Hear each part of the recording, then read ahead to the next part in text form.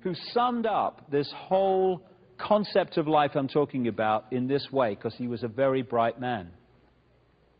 He said, matter is merely energy condensed to a slow vibration.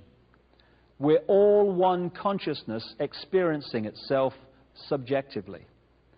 There's no such thing as death. Life is just a dream, and we are the imagination of ourselves. And that's the key. What we imagine ourselves to be is what we physically create.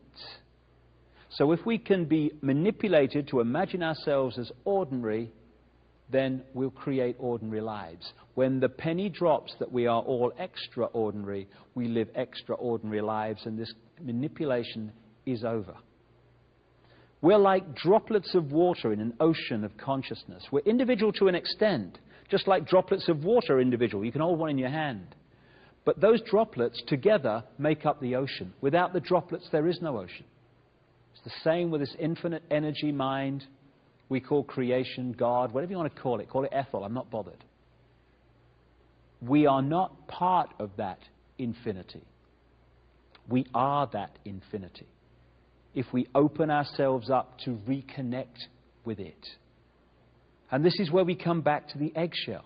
Because most people are manipulated through fear and sense of limitation to shut off from that infinity and all its infinite wisdom, love, understanding that is available to be tapped any time. Because it's us. Wherever you stand in infinity, you are at the center of infinity. So everything that exists is everything that exists. I am everything that exists. So are you. The more you realize that, the more you open up to the full infinity of who you are. Your life transformed. Your vision of yourself is transformed. Your vision of everything is transformed. The more you see yourself as just an individual, ordinary little man and woman in the street, I got no power, mate, what can I do? Once you do that, you are shutting yourself off from the infinity of who you are, and you become a fraction of what you are. And then you are able to be controlled, but only then. Which is why this understanding has been so suppressed. That's where most people live their lives. In a sense of, I can't, mate, I could never, mate, all the best things in life happen to someone else, mate. Oh, what can I do? And when we're there, piece of cake, manipulator in one hand while having a cup of tea in another. When we're here, we're a manipulator's nightmare, breaking the eggshell, breaking the sense of limitation, breaking the sense of fear, the fear of what other people think of us. How many people watching this video now would love to say something, but they think, oh, God, what will my mother say? Oh, what will they think of me? Oh, you'd love to do something in your life. And you say, oh, well, what will they think? I couldn't give a damn what they think. They have a right to think what they like, but so do you and so do I. We forgot that. And once we start believing that because people are different to us, they must be wrong, then we're in a situation where whoever sets the norms in society runs the world. Because we police each other, like I said right at the start of this journey we've both been on, and all been on in the last few hours. Cracking the eggshell, stepping out of the fear of what other people think of us, being who we are, speaking our truth, living our uniqueness. That is the revolution. It's not guns and bombs and meeting violence with violence and meeting anger with anger. What's the point? You get twice the anger, twice the violence. My goodness me, we've moved on, haven't we? The way out of this is the ultimate revolution. It's to be who we are and not what someone else tells us we should be. It's interesting.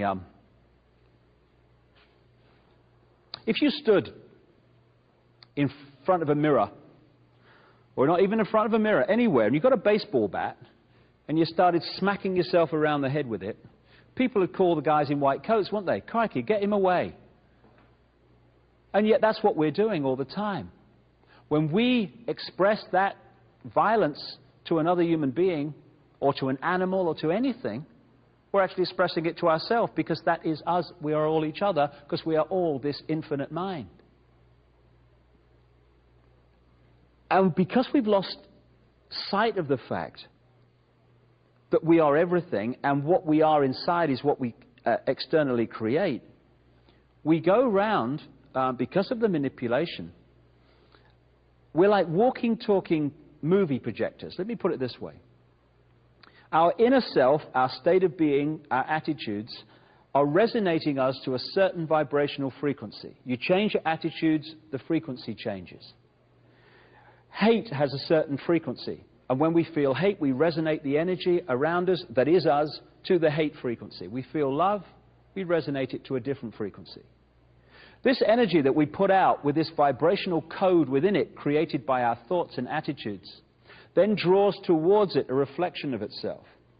Other energy fields, people, places, ways of life, experiences that sync with what we're putting out. Therefore, what we are in here, we externally create. And I came across this symbol here. There's some esoteric symbols and that involved in there, but ignore all them. I'm just looking at the basic concept, which is of a reflection. There was a guy, a writer called Longfellow. I think it was Longfellow who wrote this. Anyway, some tall chap. And he wrote a story about how someone drowned thrashing in the water, fighting with their own reflection. And again, if you saw someone next to the river doing that, you'd call the white coats. They'd be on call all day, wouldn't they? But that's what we do, all of us, all the time. We seek to change what we've created by thrashing at the reflection instead of looking at what's creating it. So when things are happening in our lives we don't like, and we're drawing people into our lives we don't like, and we're drawing experiences we don't like, instead of saying, why am I drawing these in? What is it about me that's creating this?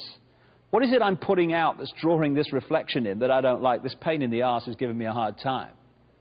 Instead of taking that power back and responsibility for what we create in our lives, we look out there for it. Boom, boom, boom. And we're encouraged to. And so we're in a situation where we're looking at the reflection, trying to change what's going on, when we need to change what is being reflected. You know, if you're standing next to a river and you see a reflection of yourself and you don't like it very much, you can throw stones at it, you can cuss it, you can kick it, you can jump in and thrash around. All that external thing, which we do in our lives all the time. You're responsible, it's your fault, I'm in this position, out there, out there, out there, externalizing responsibility. But once all that thrashing around is finished in the river, and once you've thrown all those stones in, everything settles down again, and exactly the same reflection is being reflected as was before, because the reflection is merely, literally, a mirror of what is being reflected. We change inside, we change out here. This is the thing that we've been pressured, encouraged not to understand. Evolution's very, very simple. Very simple. Goes in this sequence. Experience, learn from the experience, evolve as a result of the experience. If at stage one, we're putting out energy, reflecting our state of being, and we draw in a certain experience as a result. Person, place, whatever. If at the point where we don't like the experience, we are blaming everyone else out here. It's your fault, it was Ethel in 1963, it was me mother, it's me colour, it's me sexuality. What is pulling that experience in is not changing, because we're blaming everyone else for it. So what happens is, because what's going out hasn't changed, what comes back doesn't change, and we hit these cycles in our lives, and we've all had them, and all still have them, where the same things keep getting repeated. We pull in the same type of person to have a relationship with. We pull in the same situation in work. Nothing ever works in our lives.